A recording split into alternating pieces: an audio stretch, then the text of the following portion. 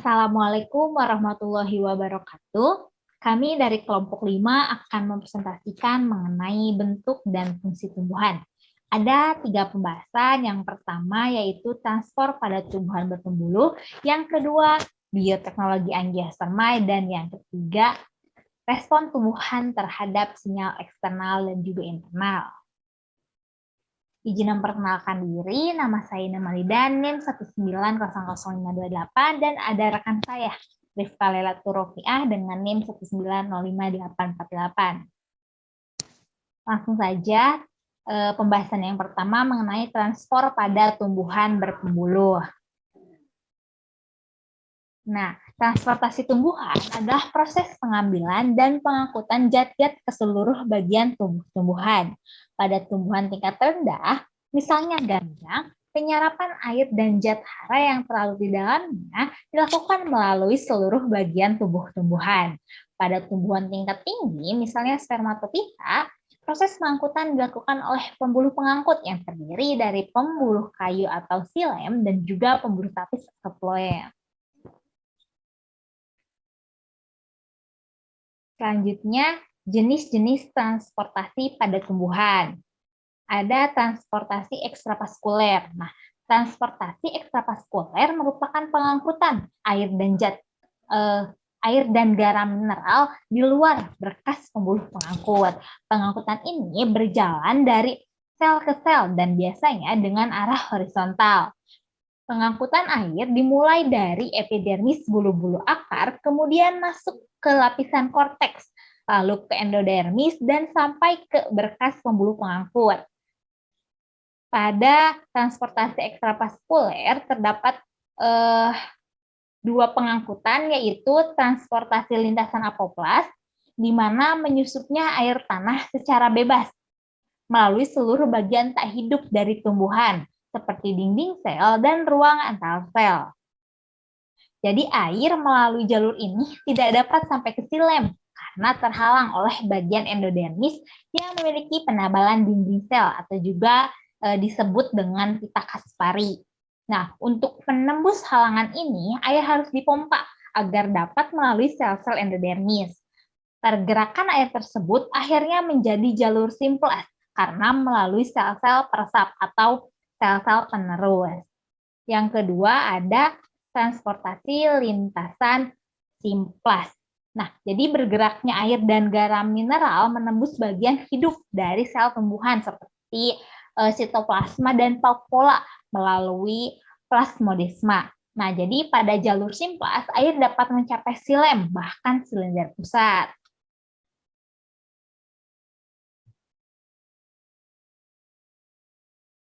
Lalu ada transportasi intravaskuler, di mana pengangkutan intravaskuler adalah proses pengangkutan zat yang terjadi di dalam pembuluh angkut, yaitu di xilem dan juga phloem. Nah, proses pengangkutan dalam pembuluh angkut terjadi secara vertikal. Jadi air dan garam mineral akan diangkut ke daun melalui pembuluh kayu atau xilem, sedangkan hasil fotosintesis dari daun ke seluruh bagian tumbuhan dilakukan oleh pembuluh tapis atau phloem dan disebut juga dengan istilah translokasi. Kemudian jaringan pengangkut pada transportasi tumbuhan. Nah, jaringan pengangkut atau vaskular tisu adalah salah satu kelompok jaringan permanen yang dimiliki tumbuhan hijau berpembuluh atau Trichophyta. Nah, jaringan ini disebut juga pembuluh dan berfungsi utama sebagai saluran utama transportasi zat-zat hara yang diperlukan dalam proses vital tumbuhan. Ada 2 kelompok jaringan pengangkut berdasarkan arah aliran haranya. Jadi pembuluh kayu, xilem mengangkut cairan dan zat hara menuju daun, sumbernya berasal dari akar maupun bagian lain tumbuhan. Sedangkan pembuluh tapis atau phloem mengangkut hasil fotosintesis, terutama gula sukrosa dan zat-zat lain dari daun menuju bagian tubuh tumbuhan yang lain.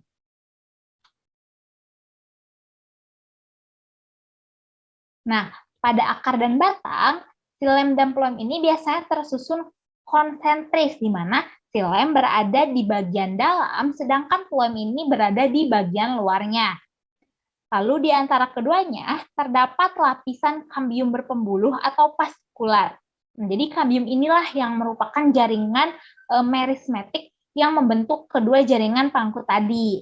Pada tumbuhan dikotil, antara xilem dan phloem dipisahkan oleh lapisan kambium. Sedangkan untuk tumbuhan monokotil tidak terdapat lapisan kambium antara xilem dan phloemnya. Lalu pada daun, kedua pembuluh ini akan terletak berdampingan dan jaringannya tersusun pada tulang daun maupun susunan jala yang tampak pada daun. Jadi kedua jaringan ini akan disatukan dalam berkas-berkas yang direkatkan oleh pektin dan juga selulosa.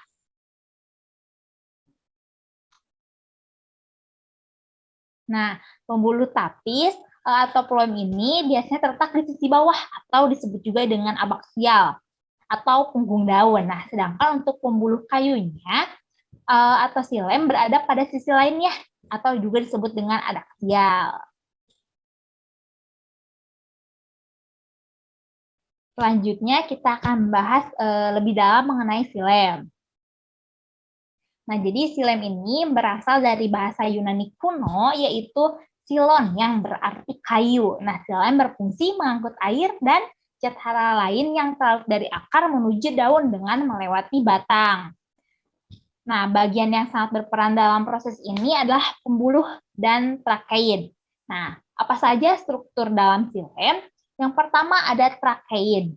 Trakeid ini berfungsi sebagai penumpang dan penghantar air.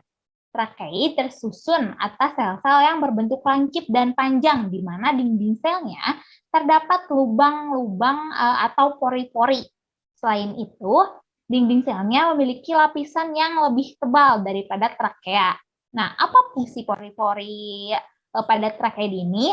Jadi gunanya untuk meneruskan air dan mineral ke sel yang ada di sekitarnya. Yang kedua ada trakea. Jadi trakea terbentuk dari sel-sel silinder yang mati setelah dewasa. Pada ujung selnya akan bersatu membentuk sebuah tabung berpori-pori yang berguna sebagai penghantar air. Nah, jadi ini dinamakan sebagai pembuluh. Kemudian ukuran sel trakea lebih besar, namun memiliki penebalan yang lebih tipis daripada trakeid. Penebalan ini akibat adanya zat lignin. Kemudian ada parenkim xilem, di mana sel-sel parenkim yang terdapat pada xilem memiliki vakuola yang berukuran besar, sehingga dapat digunakan sebagai penyimpanan cadangan bahan makanan, getah, tanin, dan juga kristal. Nah, pada umumnya terdiri dari sel-sel yang masih hidup yang dapat kita temukan di xilem primer ataupun xilem sekunder. Dan yang terakhir ada serabut xilem. Nah, serabut xilem tersusun atas sel-sel yang panjang dengan ujung yang lancip. Pada dinding sel serabut xilem yang mengandung lignin dan pori-pori yang lebih sempit dibandingkan trakeid. Selanjutnya pembahasan mengenai phloem. Pembuluh tapis atau phloem ini juga berasal dari bahasa Yunani dengan namanya itu phlos, berarti pepagan, di mana jaringan pangkut pada tumbuhan berpembuluh atau Tracheophyta yang berfungsi dalam transportasi hasil fotosintesis, terutama gula sukrosa dan berbagai metabolit lainnya dari daun menuju bagian tumbuhan yang lain, seperti batang, akar, bunga, buah, dan juga biji. Nah, proses transportasi ini disebut juga sebagai translokasi, di mana daun ini merupakan sumber fotosintat, sedangkan organ lain menjadi penampungnya. Nah, arah pergerakan zat dalam pembuluh tapis berlawanan dengan pembuluh kayu.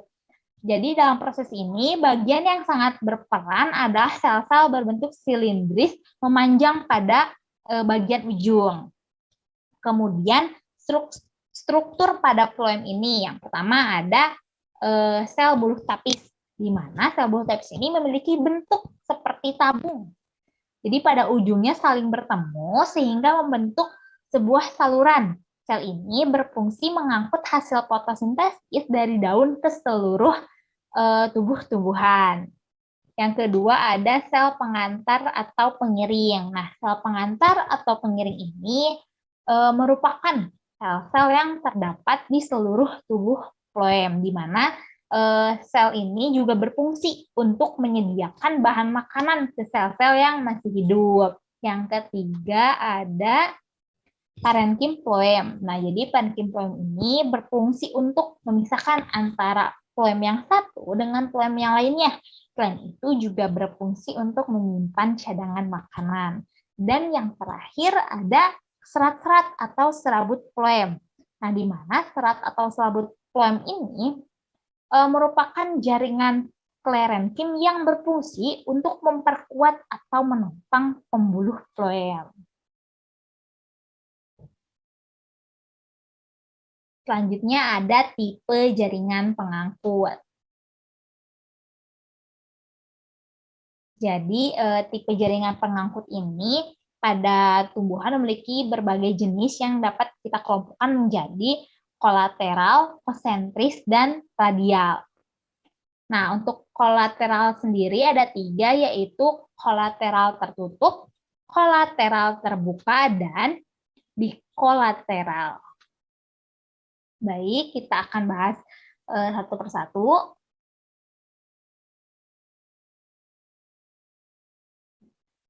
Kolateral tertutup. Nah, jadi tipe kolateral tertutup ini terbentuk apabila antara xilem dan floemnya tidak terdapat kambium, melainkan terdapat parenkim. Jadi berkas pengangkut tipe kolateral tertutup ini kadang dikelilingi jaringan sklerenkim yang disebut juga sebagai seludang berkas pengangkut. Nah, berkas pengangkut tipe kolateral tertutup ini dapat kita jumpai pada tumbuhan golongan monokotil. Selanjutnya ada kolateral terbuka. Jadi pada tipe ini antara xilem dan juga floem terdapat kambium, misalnya pada tumbuhan dikotil dan gymnospermae, di mana pada tipe kolateral terbuka kambium merupakan penghubung antara xilem dan floem. Berdasarkan letaknya pada tipe ini kambium dibedakan menjadi 2, yaitu kambium fasikuler bila kambiumnya itu terletak dalam bekas mangkut, dan kambium intrafasikuler bila kambiumnya terletak di luar berkas pengangkut. Nah, jadi kambium fasikuler berperan dalam pembentukan floem ke arah luar dan xilem ke arah dalam.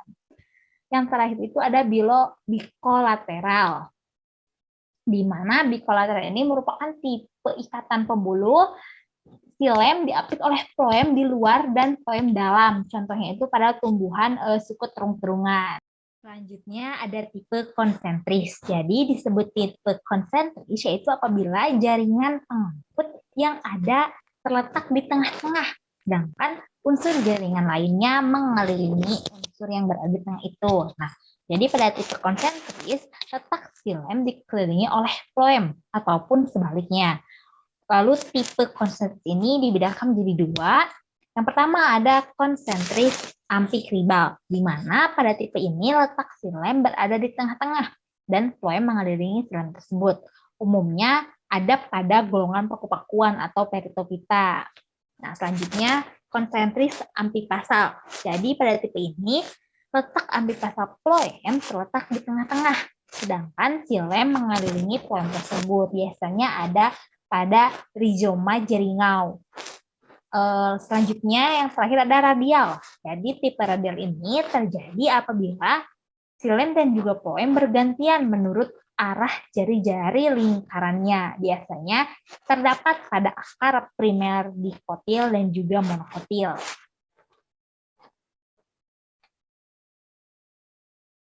Pembahasan selanjutnya mengenai penyerapan cairan oleh tumbuhan. Nah, jadi tumbuhan memperoleh bahan dari lingkungan untuk hidup berupa O2, CO2, air, dan unsur hara. Nah, jadi mekanisme proses penyerapan dapat berlangsung karena adanya proses inhibisi, difusi, osmosis, dan transport aktif. Nah, apa itu inhibisi? Inhibisi merupakan penyusupan atau peresapan air ke dalam ruangan antar dinding sel, di mana dinding sel tersebut akan mengembang. Misalnya, masuknya air pada biji saat berkecambah dan juga biji kacang yang direndam dalam air beberapa jam. Itu termasuk pada proses inhibisi. Yang kedua ada difusi. Nah, difusi ini gerak menyebarnya molekul dari daerah berkonsentrasi tinggi atau hipertonik ke konsentrasi rendah atau hipotonik. Misalnya, pengambilan O2 atau pengeluaran CO2 saat pernapasan. Juga penyebaran setetes tinta dalam air. Nah, itu termasuk proses difusi. Yang ketiga ada osmosis. Nah, jadi osmosis ini merupakan perpindahan air dari daerah yang berkonsentrasi rendah atau hipotonik ke daerah yang berkonsentrasi tinggi atau hipertonik melalui membran semipermeabel. Nah, jadi membran semipermeabel ini adalah selaput pemisah yang hanya bisa ditembus oleh air dan zat yang tertentu yang larut di dalamnya. Terakhir, transport aktif, di mana pengangkutan lintas membran dengan mengeluarkan energi ATP melibatkan pertukaran ion Na+ dan K+ atau pompa ion serta protein kontraspor yang akan mengangkut ion Na+ bersama molekul lain seperti asam amino dan juga gula. Arahnya dari arah yang berkonsentrasi tinggi ke arah yang berkonsentrasi rendah, misalnya perpindahan air dari korteks ke stele. Kemudian mekanisme transportasi. Nah, jadi mekanisme transportasi yang terjadi pada tumbuhan terdiri atas pengangkutan air dan mineral ke daun untuk bahan fotosintesis dan pendistribusian hasil fotosintesis ke seluruh bagian tumbuh-tumbuhan. Yang pertama ada pengangkutan air dan mineral. Nah, pengangkutan air dan garam mineral pada tumbuhan dimulai dari akar menuju daun untuk digunakan sebagai bahan fotosintesis. Nah, pengangkutan air dan garam mineral dapat berlangsung secara ekstravaskuler dan intravaskuler. Jadi, air bagi tumbuhan selain berfungsi akar bagi tumbuhan selain berfungsi sebagai pengokoh batang, dapat juga berfungsi sebagai alat pengangkut. Nah, jadi air dan garam mineral masuk ke dalam akar melalui sel epidermis bulu-bulu akar. Nah, penyerapan ini dapat melalui proses difusi dan juga osmosis. Air dapat diserap oleh akar dengan jenis higroskopis dan air kapiler. Nah, jadi apa itu air higroskopis? Nah, air higroskopis ini adalah air yang menempel pada suatu partikel tanah. Sedangkan air kapiler adalah air yang mengisi ruang-ruang antar partikel. Nah, penyerapan air ternyata dipengaruhi beberapa faktor, di antaranya jenis tanah, suhu, keasaman, sirkulasi udara, dan pertukaran ion. Jadi, tanah yang terlalu padat dapat mengganggu pertukaran udara, dan tanah yang terlalu asam dapat memperlambat laju udara. Nah, jika air tanah telah diserap oleh rambut akar, selanjutnya diangkut ke daun melalui pembuluh kayu atau silem untuk digunakan sebagai bahan fotosintesis. Nah, pada saat ini, air bergerak secara vertikal ke atas melawan gaya gravitasi yang menyebabkan air di dalam silem dapat bergerak ke atas melawan gravitasi, yaitu yang pertama ada daya kapilaritas. Nah, jadi pembuluh silem yang terdapat pada tumbuhan dianggap sebagai pipa kapiler. Jadi air akan naik melalui pembuluh kayu sebagai akibat dari gaya adhesi antara dinding pembuluh kayu dan molekul air. Selanjutnya ada daya tekan air. Nah, daya tekan air akan terjadi karena adanya perbedaan konsentrasi air antara air tanah dengan cairan pada saluran silem. Jadi konsentrasi air tanah yang tinggi menyebabkan terjadinya osmosis ke dalam sel. Jaringan akar menyerap makin banyak air dan mineral. Karena air dalam akar bertambah, tekanan pun bertambah dan memaksa air untuk masuk ke dalam silem dan naik ke batang dan juga daun. Nah, tekanan pada akar ini pada setiap tumbuhan itu berbeda-beda. Besarnya tekanan pada akar dipengaruhi besar, kecil, dan tingginya rendahnya tumbuhan.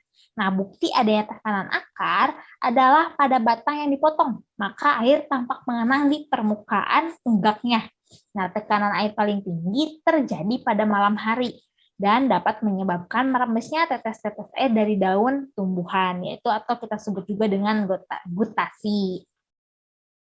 Yang ketiga ada daya isap daun. Nah, menurut teori Dickson-Joly menyatakan bahwa naiknya air ke atas karena adanya tarikan dari atas, yaitu ketika daun melakukan transpirasi atau penguapan, air selalu bergerak dari daerah basah ke daerah kering. Oleh karena itu, udara di luar lebih kering daripada daun. Nah, air menguap dari daun melalui stoma ke udara, sehingga konsentrasi air di daun berkurang. Nah, kekurangan ini akan diisi oleh molekul air yang ada di bawahnya. Dengan demikian, terjadi pergerakan air dari akar ke daun melalui silem. Nah, adanya penguapan melalui daun menyebabkan aliran air dari bawah ke atas. Maka kemampuan inilah yang disebut dengan daya isap daun.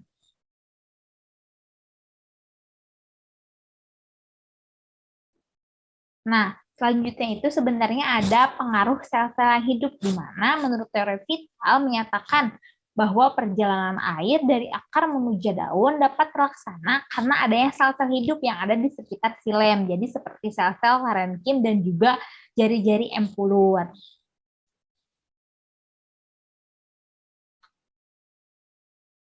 Kemudian pengangkutan hasil fotosintesis. Nah, proses pengangkutan bahan makanan dalam tumbuhan dikenal dengan translokasi. Jadi translokasi ini merupakan pemindahan hasil fotosintesis dari daun atau organ tempat penyimpanan ke bagian tumbuhan yang memang memerlukannya. Jaringan pembuluh yang bertugas mengedarkan hasil fotosintesis ke seluruh bagian tubuh tumbuhan yaitu floem atau pembuluh tapis.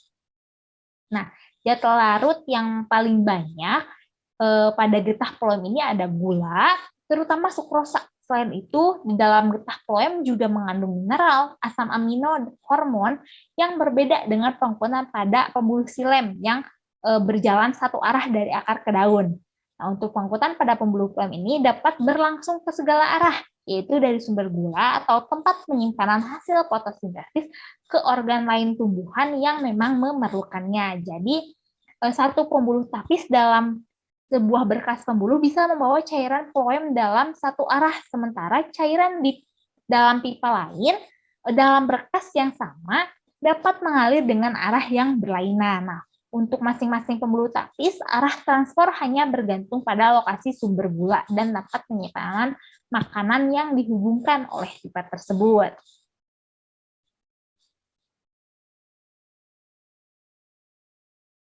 Kemudian pengeluaran cairan oleh tumbuhan yang dibagi tiga, yaitu transpirasi, gutasi, dan pendarahan. Yang pertama, transpirasi. Transpirasi ini adalah terlepasnya air dalam bentuk uap melalui stomata dan kutikula ke udara bebas atau evaporasi. Nah, semakin cepat laju transpirasi berarti semakin cepat pengangkutan air dan zat hara yang terlarut, demikian pula sebaliknya. Nah, air untuk mengukur besarnya laju transpirasi melalui daun disebut dengan potometer atau transpirometer. Transpirasi ini dipengaruhi oleh ada faktor luar dan faktor dalam. Nah, untuk faktor luarnya ada kelembaban udara, di mana semakin tinggi kelembaban udara, maka transpirasi akan semakin lambat. Pada saat udara lembab, transpirasi akan terganggu sehingga tumbuhan akan mengalami gutasi. Kemudian suhu udara, di mana semakin tinggi suhu, maka transpirasi akan semakin cepat. Lalu yang ketiga ada intensitas cahaya. Nah, jadi semakin banyak intensitas cahaya, maka transpirasi akan semakin giat dilakukan. Nah, keempat ada kecepatan angin, di mana semakin angin kencang, maka transpirasi semakin cepat. Yang kelima ada kandungan air tanah, di mana semakin banyak air pada tanah, maka penguapan pun akan semakin cepat. Dan terakhir untuk faktor luar ini ada angin. Jadi semakin cepat angin bertiup, maka penguatan akan semakin cepat. Seperti itu. Lalu selanjutnya untuk faktor dalamnya, ada ukuran luas daun, tebal tipisnya daun, ada tidaknya lapisan lilin pada permukaan daun, jumlah stomata, dan juga jumlah bulu akar atau trikoma. Yang kedua, gutasi. Jadi gutasi ini adalah penyerapan air dalam bentuk tetes-tetes melalui celah tepi atau ujung tulang tepi daun, atau juga disebut dengan hidatoda, gutatoda, emisarium. Nah, jadi terjadi pada suhu rendah dan kelembaban tinggi, sekitar pukul 4 sampai pukul 6 pagi hari, dialami tumbuhan famili Poaceae atau padi, jagung, rumput, dan sebagainya. Yang ketiga ada pendarahan. Nah, jadi pendarahan pada tumbuhan ini yaitu pengeluaran air atau cairan dari tubuh tumbuhan berupa getah yang disebabkan karena luka atau hal-hal yang tidak wajar, misalnya pada penyadapan pohon karet dan juga pohon aren. Baik, pembahasan selanjutnya mengenai bioteknologi angiospermae. Dengan pembahasan manusia memodifikasi tanaman dengan pembiakan dan rekayasa genetik. Kemudian, hibridasi antar spesies tanaman umum terjadi di alam dan telah dimanfaatkan oleh para pembiak tanaman pada zaman dahulu maupun masa kini untuk mengintroduksi gen-gen baru ke dalam tanaman pangan. Setelah dua tanaman tanam berhasil dihibridasi, para pembiak tanaman memilih keturunan yang memiliki sifat-sifat yang mereka inginkan. Kemudian dalam rekayasa genetika, gen-gen dari organisme-organisme yang tak berkerabat digabungkan ke dalam tumbuhan. Nah, jadi tumbuhan yang dimodifikasi secara genetis ini memiliki potensi untuk meningkatkan kualitas dan kuantitas makanan di seluruh dunia. Kemudian pembahasan mengenai manusia memodifikasi tanaman dan pembiakan dan rekayasa genetika. Memang manusia ini telah campur tangan dalam reproduksi dan penyusunan genetis tumbuhan sejak dimulainya pertanian. Sebagai contoh, spesies gandum yang kita andalkan sebagai salah satu makanan pokok berevolusi melalui hibridasi alami di antara spesies-spesies rumput yang berbeda. Nah, hibridasi teknik-teknik rekayasa genetika tidak terbatas hanya transfer gen di antara spesies-spesies yang berkerabat dekat atau varietas-varietas dari spesies yang sama. Sebagai contoh, teknik-teknik pembiakan tradisional tidak dapat digunakan untuk menyisipkan gen yang diinginkan dari tumbuhan dapodil ke tanaman padi karena kebanyakan spesies intermediate. Jadi spesies intermediate ini spesies yang gabungan dari sifat kedua induknya. Nah, di mana sifat intermediate ini terjadi karena sifat kedua induk ini muncul sama kuat atau kodominan. Secara teori, jika para pembiak tanaman memiliki spesies intermediate dalam beberapa abad, mereka mungkin dapat mengintroduksi gen dapodil ke dalam beras melalui metode hibridasi dan pembiakan tradisional. Akan tetapi, dengan rekayasa genetika, transfer gen semacam itu dapat dilakukan lebih cepat dan tanpa membutuhkan spesies intermediate. Kemudian mengurangi kelaparan dan malnutrisi di dunia. Nah, berdasarkan estimasi pertumbuhan populasi konservatif, para petani harus menghasilkan 40% lebih banyak padi-padian per hektar untuk memberi makan populasi manusia pada 2030. Nah, bioteknologi tumbuhan dapat membantu mewujudkan panen tersebut. Penggunaan tanaman pangan transgenik secara komersial merupakan salah satu contoh paling dramatis dari adopsi teknologi yang cepat dalam sejarah pertanian. Nah, jadi tanaman pangan ini mencakup berbagai varietas dan hibrida kapas, jagung, kentang yang mengandung gen-gen dari bakteri Bacillus thuringiensis. Nah, transgen atau pemindahan gen dari satu makhluk hidup ke makhluk hidup lainnya, baik satu tanaman ke tanaman lainnya ini mengkode sebuah protein atau toksin BT. Nah, jadi toksin BT ini merupakan salah satu bakteri yang dapat dimanfaatkan untuk mengendalikan serangan hama yang sangat toksik bagi hama serangga. Nah, penggunaan varietas tanaman semacam itu sangat mengurangi kebutuhan insektisida kimia. Jadi toksin BT ini digunakan pada tanaman pangan yang diproduksi di dalam tumbuhan sebagai protoksin yang tak berbahaya. Kemajuan dalam pengembangan tanaman kapas, kedelai, jagung, bit gula, dan gandum transgenik yang toleran terhadap herbisida tertentu, penanaman tanaman-tanaman tersebut dapat mengurangi biaya produksi dengan memungkinkan para petani untuk mencabuti rumput, semak, dan lain sebagainya. Jadi tanaman pangan dengan herbisida yang tidak merusak tanaman pangan transgenik bukan dengan mencangkul ya. Yang mencangkul ini dapat menyebabkan erosi tanah. Jadi peneliti juga merekayasa tumbuhan dengan meningkatkan resistensi terhadap penyakit. Jadi salah satu contohnya ini adalah pepaya transgenik yang resisten terhadap virus string spot yang diinduksi ke Hawaii, sehingga dapat menyelamatkan industri pepaya. Kemudian untuk kualitas nutrisional tumbuhan juga telah ditingkatkan, di mana beras varietas transgenik yang membawa 2 gen dafodil, di mana menghasilkan butir padi yang mengandung beta-karoten, prekursor vitamin A. Jadi beras ini dikembangkan untuk mencegah kebutaan yang terjadi di kalangan masyarakat miskin yang makanannya tidak mengandung vitamin A yang cukup. Sekian dari saya, selanjutnya akan dilanjutkan oleh rekan saya. Terima kasih. Pembahasan berikutnya yaitu mengurangi ketergantungan terhadap bahan bakar fosil. Nah, sumber bahan bakar fosil yang murah di seluruh dunia, termasuk minyak, akan segera habis. Selain itu, para ahli klimatologi menyatakan bahwa penyebab utama dari pemanasan global adalah pembakaran bahan bakar fosil secara tidak terkendali, seperti batu bara dan minyak, serta akibat dari pelepasan gas-gas rumah kaca. Nah, kemudian bagaimana dunia dapat memenuhi kebutuhan energinya pada abad ke-21 dengan cara yang ekonomis dan tidak menyebabkan polusi? Nah, di tempat-tempat tertentu, tenaga angin dan surya bisa berhasil secara ekonomis. Namun, sumber-sumber energi alternatif semacam itu tidak mungkin memenuhi semua kebutuhan energi yang ada di planet bumi ini. Banyak saintis memprediksi bahwa biomasa dari tumbuhan-tumbuhan yang tumbuh secara cepat tidak lama lagi dapat memenuhi kebutuhan energi dunia. Dalam kondisi-kondisi yang optimal, poplar dapat tumbuh 3-4 meter setiap tahunnya, dan switchgrass tumbuh dengan baik dalam berbagai macam kondisi yang ditemukan di wilayah-wilayah yang tidak memadai secara ekonomi untuk dijadikan lahan pertanian.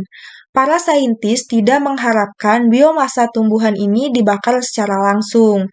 Sebagai gantinya, polimer-polimer dalam dinding sel seperti selulosa dan hemiselulosa yang menyusun senyawa-senyawa organik paling melimpah di bumi akan dipecah menjadi gula melalui reaksi-reaksi enzimatik. Gula ini pada akhirnya akan difermentasi menjadi alkohol dan didestilasi sehingga menghasilkan bahan bakar hayati. Penggunaan biofuel dari biomasa tumbuhan akan mengurangi emisi neto gas rumah kaca. Sementara pembakaran bahan bakar fosil meningkatkan konsentrasi karbon dioksida di atmosfer. Tanaman pangan biofuel dapat menyerap kembali karbon dioksida yang dihasilkan sewaktu biofuel dibakar melalui proses fotosintesis, sehingga menciptakan siklus yang menetralkan karbon. Para pembiak tanaman mencoba merekayasa secara genetis pohon poplar yang tumbuh lebih cepat agar menghasilkan biomasa yang lebih mudah diubah. Teknologi biofuel tetap dikritik. Sebagai contohnya, ahli ekologi David Pimentel dari Cornell University telah mempublikasikan estimasi bahwa terdapat lebih banyak energi yang mungkin diperlukan untuk menghasilkan biofuel daripada yang dihasilkan dari pembakaran produk-produk biofuel. Sementara, para pendukung dari biofuel sendiri masih mempertanyakan akurasi data yang mendasari estimasi tersebut.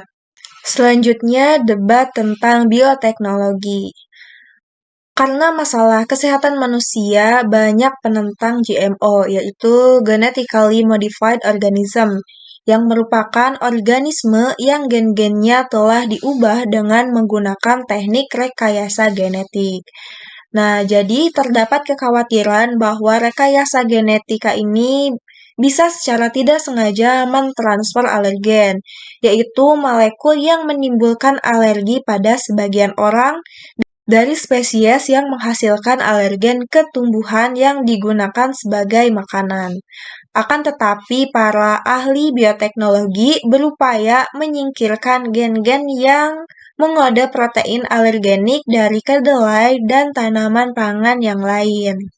Jadi sejauh ini tidak ada bukti kuat bahwa tanaman GM yang dirancang secara spesifik untuk konsumsi manusia ini memiliki efek yang buruk bagi kesehatan manusia.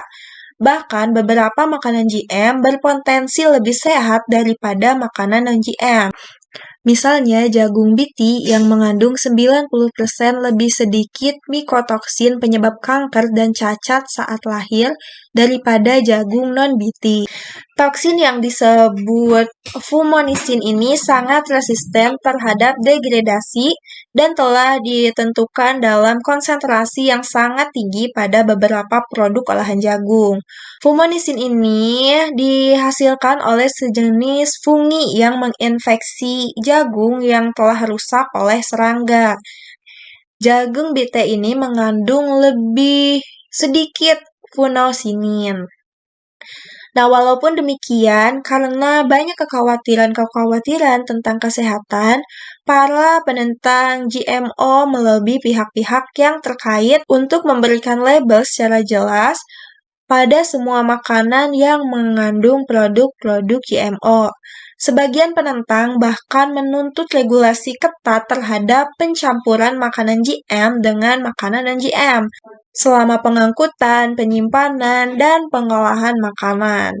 Akan tetapi, para pendukung bioteknologi menunjukkan bahwa tuntutan-tuntutan serupa tidak diajukan ketika tanaman transgenik yang dihasilkan melalui teknik-teknik pembiakan tanaman secara tradisional dijual di pasaran. Misalnya, beberapa varietas gandum yang ditanam secara komersial sebenarnya dihasilkan melalui teknik-teknik pembiakan tanaman secara tradisional yang mengandung keseluruhan kromosom dan ribuan gen-gen dari gandum hitam. Karena jagung biti secara umumnya menderita kerusakan akibat serangga yang lebih sedikit daripada jagung non-biti. Jagung biti mengandung jauh lebih sedikit fumonisin. Selanjutnya ada efek-efek yang mungkin timbul pada organisme non-target. Jadi kita juga harus bisa mempertimbangkan efek-efek dari suatu alternatif terhadap penanaman jagung biti, juga penyemprotan jagung non-biti dengan pestisida kimia. Nah, penelitian-penelitian terbaru telah menunjukkan bahwa penyemprotan semacam itu jauh lebih berbahaya daripada populasi-populasi kupu-kupu raja yang hidup di dekat ladang jagung daripada produksi jagung biti. Nah, walaupun efek-efek polen ini adalah serbuk sari jagung bite, pada larva kupu-kupu raja tampaknya kecil, kontroversi tersebut menekankan betapa perlunya pengujian lapangan yang akurat bagi semua tanaman yang mengandung GM dan pentingnya menargetkan ekspresi gen ke jaringan-jaringan spesifik yang meningkatkan keamanan. Mengenai masalah lolosnya transgen, barangkali kekhawatiran yang paling serius tentang tanaman pangan GM adalah kemungkinan lolosnya gen-gen hasil introduksi dari suatu tanaman pangan transgenik ke gulma-gulma. Nah, ketakutan yang timbul ini adalah karena hibridasi spontan antara suatu tanaman pangan yang direkayasa untuk memperoleh resistensi terhadap herbisida dan kerabat liarnya mungkin memunculkan gulma super yang memiliki kemungkinan selektif dibandingkan gulma-gulma lain di alam bebas dan akan jauh lebih sulit dikontrol di ladang. Nah, beberapa tanaman pangan memang berhibridasi dengan gulma-gulma kerabatnya, dan lolosnya transgen tanaman pangan ke gulma memang mungkin saja terjadi. Kemudian tingkat kemungkinannya tergantung pada kemampuan tanaman pangan dan gulma untuk berhibridasi dan bagaimana transgen-transgen ini dapat memenuhi kebugaran hibrida secara keseluruhan. Yang diinginkan fenotip kardil misalnya mungkin tidak menguntungkan bagi gulma yang timbul di alam bebas. Pada contoh-contoh yang lain, tidak ada gulma-gulma kerabat di sekitar tanaman pangan yang bisa berhibridasi dengan tanaman pangan tersebut. Selanjutnya, strategi-strategi untuk mencegah lolosnya transgen. Yang pertama, jika sterilitas jantan dapat direkayasa ke dalam tanaman, tanaman ini akan tetap menghasilkan biji-biji dan buah jika diserbuki oleh tanaman non-transgenik yang tumbuh di dekatnya. Namun, tanaman tersebut tidak akan menghasilkan polen yang viabel. Pendekatan yang kedua, meningkatkan apomiksis. Nah, apomiksis ini merupakan perkembangbiakan asexual melalui biji, di mana biji terbentuk bukan merupakan hasil fertilisasi. Nah, jadi yang kedua ini melibatkan apomiksis yang direkayasa secara genetis ke dalam tanaman pangan transgenik. Nah, ketika suatu biji dihasilkan melalui apomiksis, embrio dan endosperma berkembang tanpa fertilisasi. Transfer sifat ini ke tanaman pangan transgenik akan meminimalkan kemungkinan lolosnya transgen melalui polen karena tanaman bisa menjadi jantan steril tanpa mengorbankan pembentukan biji atau buah. Pendekatan yang ketiga yaitu dengan merekayasa transgen ke dalam DNA kloroplas tanaman pangan. Nah, DNA kloroplas pada banyak spesies tumbuhan diwariskan secara ketat dari sel telur sehingga transgen dalam kloroplas tidak dapat ditransfer oleh polen. Pendekatan keempat untuk mencegah lolosnya transgen adalah dengan melakukan rekayasa genetika terhadap bunga-bunga yang berkembang normal namun gagal untuk mekar. Nah, konsekuensinya penyerbukan diri akan terjadi. Namun, polen tidak mungkin lolos dari bunga. Solusi ini akan memerlukan berbagai modifikasi pada desain bunga. Berbagai gen bunga telah diidentifikasi sehingga dapat dimanipulasi untuk tujuan ini. Jadi perdebatan yang terus berlangsung tentang GMO dalam pertanian menjadi contoh salah satu gagasan yang terus muncul. Kemajuan-kemajuan teknologi hampir selalu melibatkan beberapa resiko dan hasil-hasil yang tidak diharapkan. Dalam bioteknologi tumbuhan, resiko nol barangkali tidak akan pernah tercapai. Oleh karena itu, para saintis dan publik harus mengulas kasus per kasus tentang masalah-masalah yang mungkin diperoleh dari produk-produk transgenik versus resiko-resiko yang bersedia diambil oleh publik. Skenario sebaliknya adalah berbagai diskusi dan pengambilan keputusan untuk masalah ini didasari oleh informasi saintifik yang baik dan pengujian yang teliti, bukan didasari oleh ketakutan pribadi atau optimisme buta. Pembahasan selanjutnya yaitu respon tumbuhan terhadap sinyal eksternal dan internal. Nah, jadi terdapat faktor-faktor yang mempengaruhi pertumbuhan dan perkembangan dari tumbuhan itu sendiri. Nah, pengaruh lingkungan terhadap pertumbuhan tanaman dapat dibagi atas dua faktor, yaitu lingkungan dan genetik. Lingkungan tumbuh tanaman sendiri dapat dikelompokkan atas lingkungan biotik, yang terdiri dari tumbuhan lain, hama, penyakit, dan manusia, dan lingkungan abiotik seperti tanah dan iklim. Nah, penjelasan dari faktor-faktor tersebut dapat diringkas dalam dua faktor, yaitu faktor internal dan faktor eksternal. Yang pertama, kita akan membahas faktor internal. Faktor internal dipicu oleh serangkaian proses yang terjadi dalam sel, seperti pembelahan, pemanjangan, dan diferensiasi. Faktor dalam yang mempengaruhi pertumbuhan dan perkembangan pada tumbuhan adalah faktor genetik atau hereditas, enzim, dan zat pelarut tubuh atau hormon. Yang pertama itu ada genetik atau hereditas. Nah, gen adalah faktor pembawa sifat menurun yang terdapat dalam sel makhluk hidup. Gen bekerja untuk mengkodekan aktivitas dan sifat yang khusus dalam pertumbuhan dan perkembangan. Gen di samping dapat mempengaruhi ciri dan sifat makhluk hidup, gen juga dapat menentukan kemampuan metabolisme makhluk hidup sehingga mempengaruhi pertumbuhan dan perkembangannya. Meskipun peranan gen sangat penting, faktor genetis bukanlah satu-satunya faktor yang mempengaruhi pola pertumbuhan dan perkembangan, karena juga dipengaruhi oleh faktor lingkungan. Contohnya yaitu tanaman yang mempunyai sifat unggul dalam pertumbuhan dan perkembangannya hanya akan tumbuh dengan cepat, cepat berubah dan lebat jika ditanam pada lahan yang subur dan kondisi lingkungannya yang sesuai. Bila ditanam di tempat yang kurang subur dan lingkungannya tidak sesuai, pertumbuhan dan perkembangannya akan menjadi kurang baik. Yang kedua yaitu ada enzim. Enzim ini merupakan suatu mikromolekul atau protein yang mempercepat suatu reaksi kimia dalam tubuh makhluk hidup.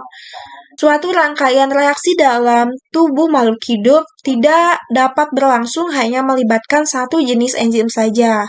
Perbedaan jenis enzim menyebabkan terjadinya perbedaan respon pertumbuhan terhadap kondisi lingkungan yang sama. Kemudian selanjutnya ada hormon. Hormon merupakan zat pelarut tubuh, yaitu molekul organik yang dihasilkan oleh satu bagian tumbuhan dan ditransformasikan ke bagian lain yang dipengaruhinya. Hormon dalam konsentrasi rendah menimbulkan respon fisiologis.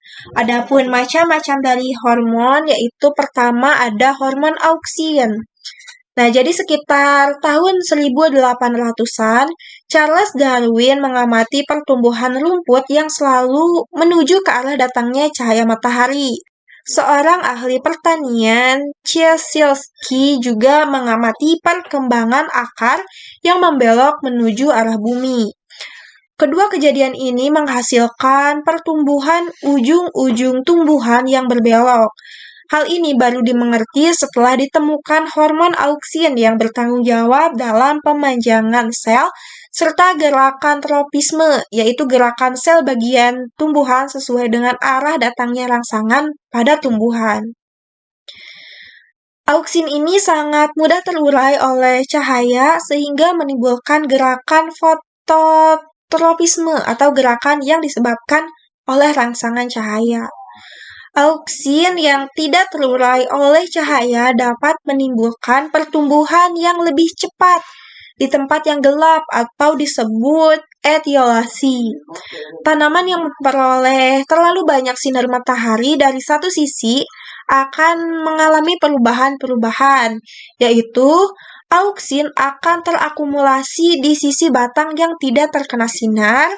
Kemudian konsentrasi auksin yang tinggi di sisi yang tidak terkena sinar ini akan mempercepat pembelahan dan pembentangan sel batang ataupun koleoptil.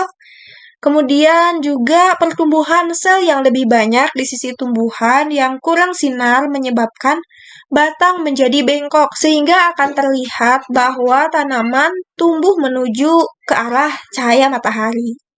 Nah, adapun fungsi dari hormon auksin yaitu memacu pertumbuhan dan perpanjangan akar, merangsang aktivitas kambium, xilem, dan flum, merangsang pertumbuhan buah tanpa biji, dan merangsang pertumbuhan bunga dan buah. Yang kedua ada giberellin. Giberellin ditemukan secara tidak sengaja oleh peneliti Jepang bernama Fujikuro pada tahun 1930-an. Ketika itu, ia sedang mengamati penyakit banane pada tumbuhan padi.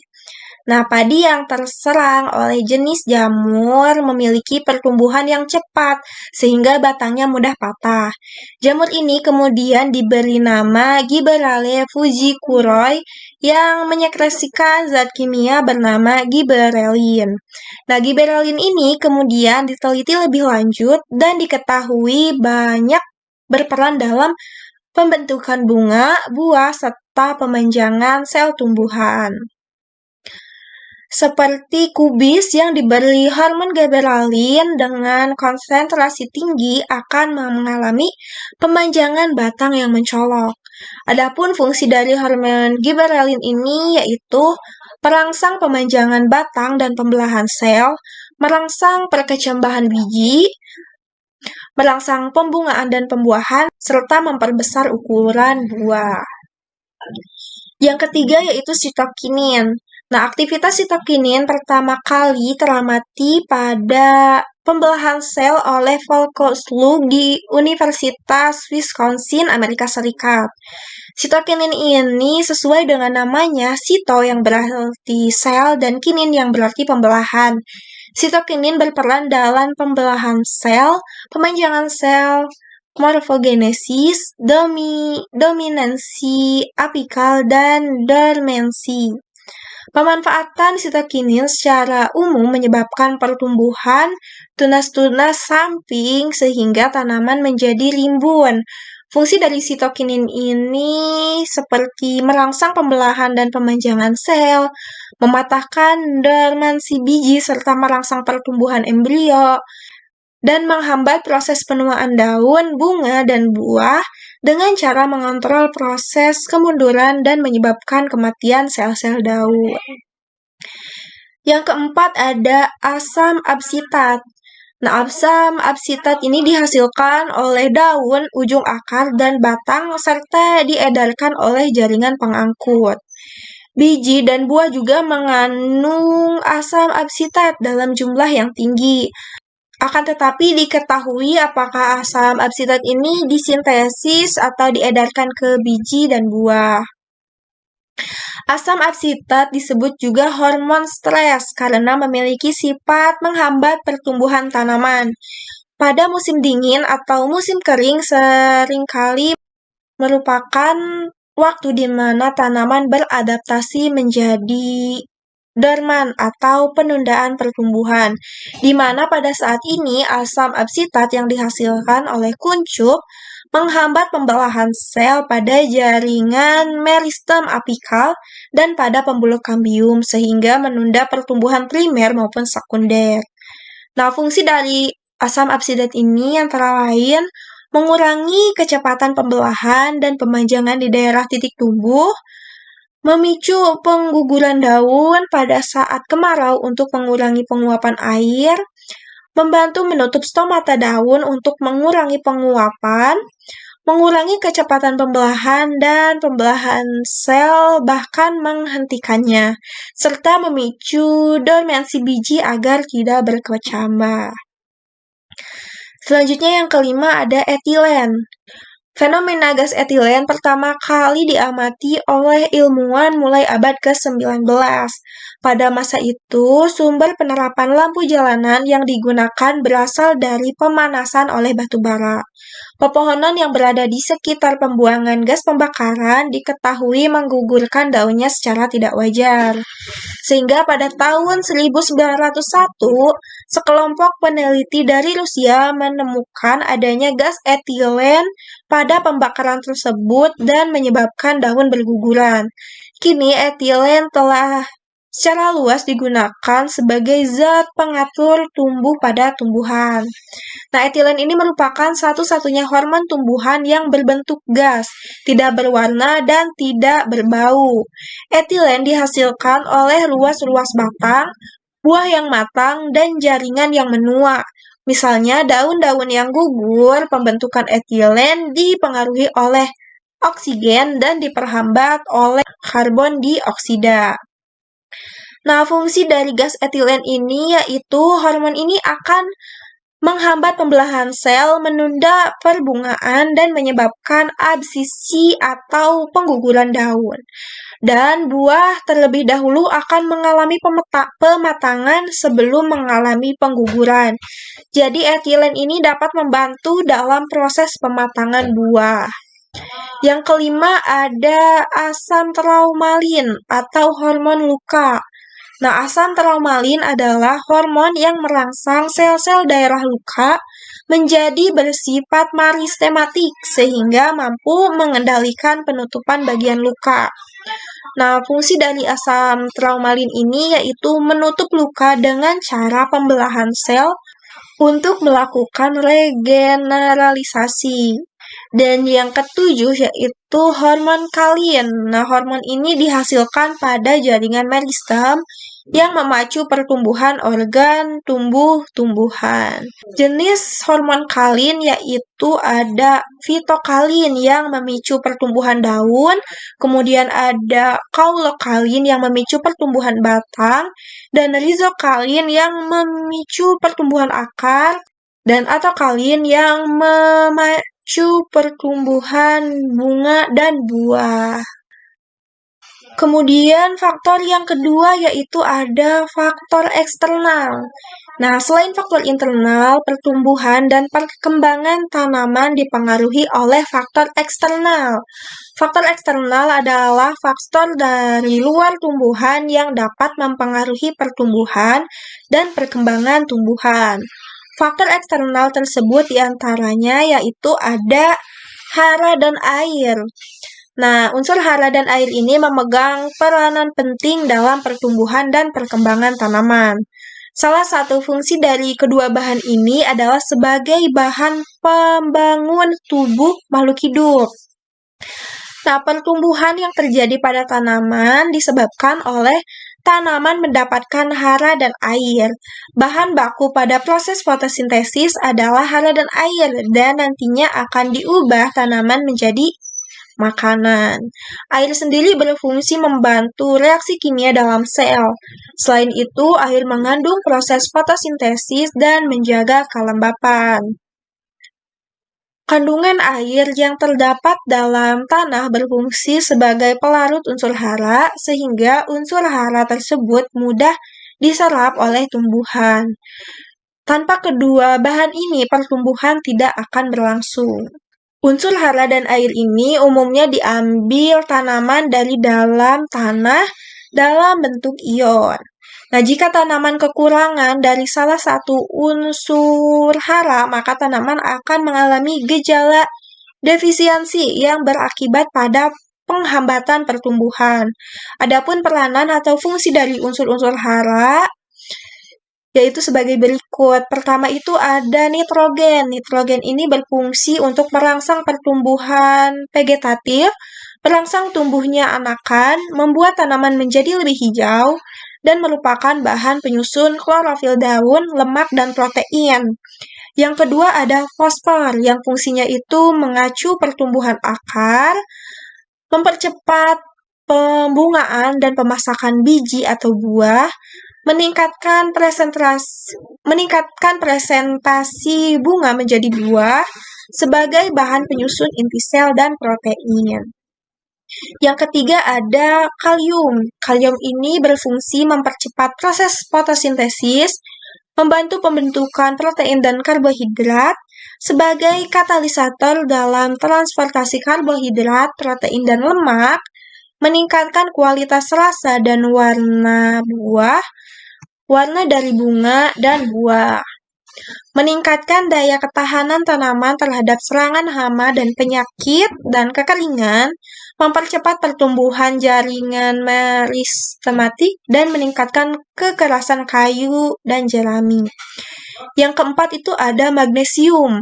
Magnesium ini berfungsi mengaktifkan enzim yang berperan dalam metabolisme karbohidrat, meningkatkan kadar minyak pada tanaman penghasil minyak, dan bahan penyusun klorofil. Yang kelima ada kalsium. Kalsium ini berfungsi merangsang pertumbuhan bulu-bulu akar dan meningkatkan kekerasan kayu dan jerami. Yang keenam ada belerang, yang fungsinya itu sebagai penyusun utama ion fosfat, meningkatkan kandungan protein dan vitamin, serta meningkatkan pembentukan bintil-bintil akar dan warna hijau daun. Yang ketujuh itu ada klor, yang fungsinya meningkatkan kualitas tanaman. Yang kedelapan ada mangan, yang fungsinya sebagai pembelahan klorofil dan merangsang perkecambahan biji dan pemasakan buah. Yang kesembilan itu ada tembaga, yang berfungsi mengatur sistem enzim dan pembentukan klorofil. Kemudian yang ke-10 ada seng, yang fungsinya juga mengatur sistem enzim dan pembentukan klorofil. Kemudian ada besi, yang berfungsi untuk pembentukan klorofil. Yang kedua yaitu pH. Nah, derajat keasaman tanah atau pH tanah sangat berpengaruh terhadap ketersediaan unsur hara yang diperlukan oleh tumbuhan. Pada kondisi pH tanah netral, unsur-unsur yang diperlukan seperti kalium, kalsium, magnesium, dan fosfor cukup tersedia. Adapun ketika pH tanah asam, maka akan memicu terjadinya keracunan dalam tubuh tumbuhan karena pada pH yang sangat rendah atau asam, maka akan terjadi kerusakan klorofil. Ketiga yaitu oksigen.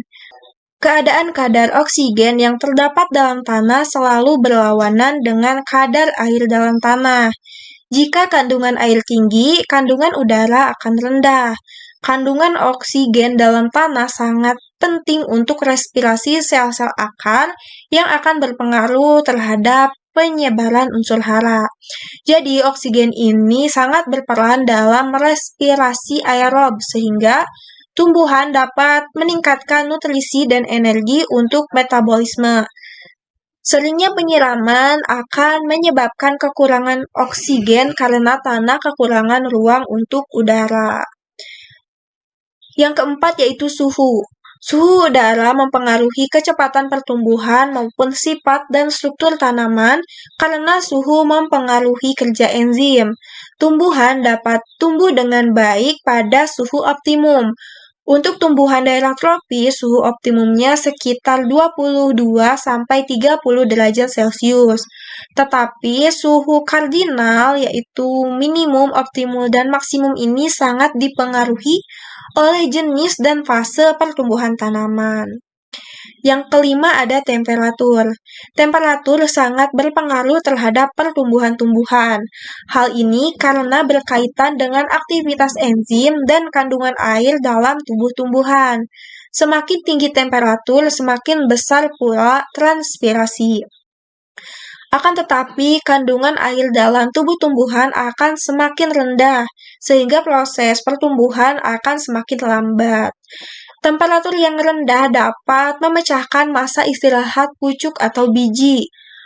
Perlakuan temperatur yang rendah akan memicu pembentukan ruas yang lebih panjang daripada ruas dari tanaman yang tumbuh di daerah dengan temperatur tinggi.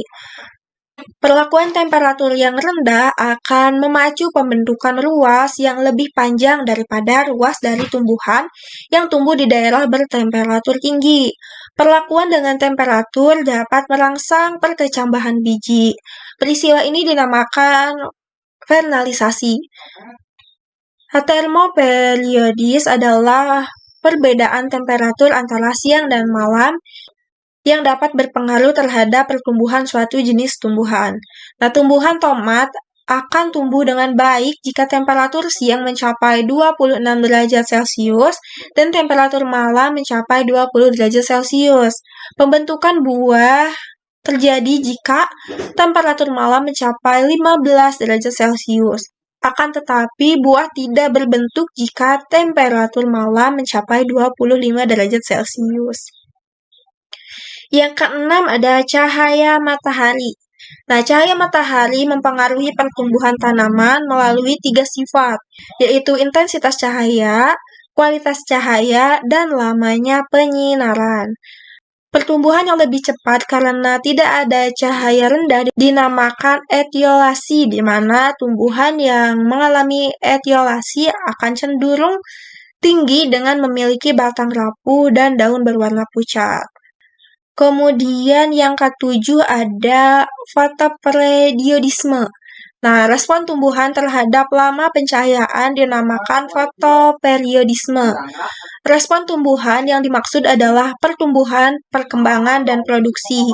Fotoperiodisme dikendalikan oleh fitokrom yang ditemukan oleh Sterling B. Hendrik. Nah, fitokrom adalah suatu protein berwarna biru pucat yang didistribusikan pada jaringan tumbuhan dengan konsentrasi rendah serta mampu menerima cahaya merah dan inframerah. Berdasarkan respon tumbuhan terhadap waktu terang atau waktu gelap, tumbuhan dapat dibedakan menjadi hari pendek, tumbuhan hari panjang, dan tumbuhan hari netral. Penggolongan ini sebenarnya tergantung waktu gelap. Nah, tumbuhan hari pendek adalah tumbuhan yang berbentuk bunga jika lamanya waktu malam lebih panjang daripada waktu siang. Tumbuhan yang tergolong hari pendek adalah kedelai, tembakau, stroberi, dan ubi jalar. Sedangkan tumbuhan hari panjang adalah tumbuhan yang berbentuk bunga jika lamanya waktu malam lebih pendek dari waktu siang. Tumbuhan yang termasuk tumbuhan hari panjang adalah gandum, kol, dan bayam. Selanjutnya, tumbuhan hari netral adalah tumbuhan yang berbunga jika lamanya waktu siang sama dengan waktu malam. Tumbuhan yang tergolong hari netral ini adalah jagung, kacang merah, mentimun, dan kapas. Mungkin cukup sekian presentasi dari kami. Mohon maaf apabila ada kesalahan. Wassalamualaikum warahmatullahi wabarakatuh.